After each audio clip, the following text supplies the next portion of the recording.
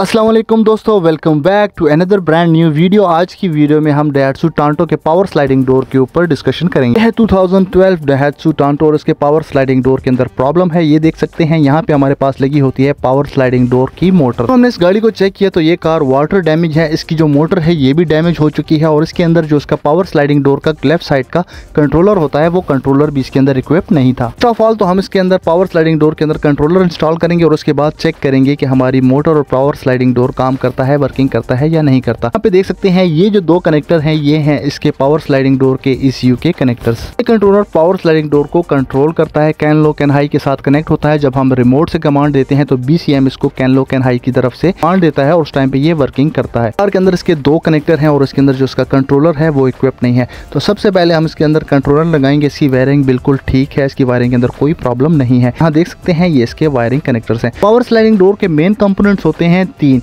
एक होता है हमारे पास जो मोटर आपको बताई है, दूसरा होता है इसका कंट्रोलर और तीसरा होता है हमारे पास डोर लॉक मोटर। कोई भी गाड़ी हो, जितने भी हमारे पास पावर स्लाइडिंग डोर होते हैं उनके अंदर हमारे पास तीन मेन कंपोनेंट्स होते हैं। एक होता है हमारे पास कंट्रोलर, एक होते हैं पावर स्लाइडिंग डोर की मोटर विद सेंसर असेंबली, दूसरा हमारे पास होता है पावर स्लाइडिंग डोर के अंदर स्विचेस एंड उसके अंदर लगी हुई मोटर लॉक एंड अनलॉक को जो कंट्रोल करती है। कार के अंदर जो कंट्रोलर लगता है ये है उसका पार्ट नंबर, यहाँ पे देख सकते हैं। अच्छा जी, बहुत सारी कार्स के अंदर दो पावर डोर्स होते हैं, राइट एंड लेफ्ट दोनों। वेरिएंट के अंदर सिर्फ लेफ्ट साइड वाला पावर स्लाइडिंग डोर है। अब हम चलते हैं इसके डोर के कुछ सेंसर्स की तरफ। ये देख सकते हैं ये दो वायर्स वाला हमारे पास टच सेंसर होता है जो बायर हैंडल के साथ कनेक्ट होता है। यहाँ पर होती है हमारे पास लॉक एंड अनलॉक को कंट्रोल करने वाली मोटर और इसके अंदर लगे हुए स्विचेस। तो यहाँ पे देख सकते हैं ये है इसके मोटर का कनेक्टर। ये मोटर इसके जो डोर को हम जैसे ओपन करते हैं हैंडल से, वैसे ही इसको लॉक एंड अनलॉक करती है और ओपन एंड क्लोज करती है। सारी की सारी वायर्स कनेक्ट होती हैं हमारे पावर स्लाइडिंग डोर के साथ। ये है इसका पावर स्लाइडिंग डोर की मोटर। इस मोटर को कहा जाता है डोर लॉक कंट्रोल मोटर और जो हमारे पास नीचे होती है उसको कहा जाता है पावर स्लाइडिंग डोर मोटर। अब हम दोस्तों इसके अंदर कंट्रोलर लगाएंगे। यहाँ पे देख सकते हैं यहाँ पे हमारे पास कुछ लॉक स्विचेस होते हैं।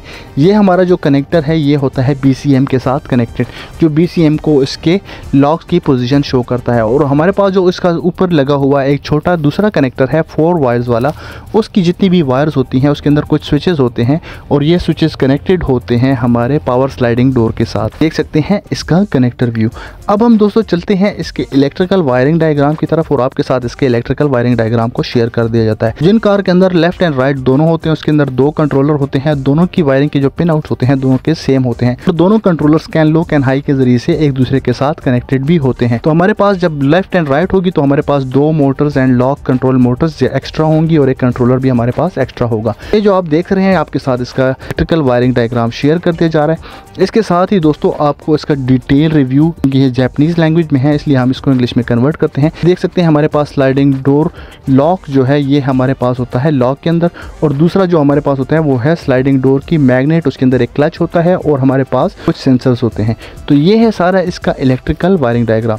दोस्तों जब हमने इसके अंदर ये मॉड्यूल इक्विप्ड किया तो इक्विप्ड करने के बाद हमें ये पता चला हमारी जो पावर स्लाइडिंग डोर की जो मोटर है उसके अंदर लगा हुआ जो पल्सर है उसके अंदर प्रॉब्लम है। तो इस डोर कंट्रोल मोटर को डायरेक्ट मेन आता है बैटरी मेन और यहाँ पे इसकी जो पॉजिटिव फीड है वो उसको 24 घंटे अवेल होती है। तो जब भी वाटर डैमेज कार होती है तो उसकी ये मोटर सबसे पहले ही डैमेज हो जाती है कि जैसे ही पानी इसके अंदर इंटर करता है यहाँ पे शॉर्ट सर्किट होने की वजह से इसके अंदर लगे हुए मैग्नेटिक सेंसर डैमेज हो जाते हैं। पावर स्लाइडिंग डोर की मोटर के अंदर लगा होता है पल्सर या फिर जिसको हम कह सकते हैं हॉल इफेक्ट सेंसर जो उसकी मैग्नेटिक फील्ड को रीड करता है। ये एरर कोड आ रहा था हमारे पास, यहाँ पे इसकी मोटर अवेल नहीं थी जिसकी वजह से हमने उसको वापस भेज दिया। जब भी आपने इस मोटर को चेक करना हो तो हमारे पास डेटा स्ट्रीम में इसके पल्स होते हैं। फुल क्लोज पे हमारे पास 4000 पल्स होते हैं और जब हमारे पल्स फुल ओपन हो जाता है डोर तो हमारे जो पल्स होते हैं वो 4250 पल्स हो जाते हैं।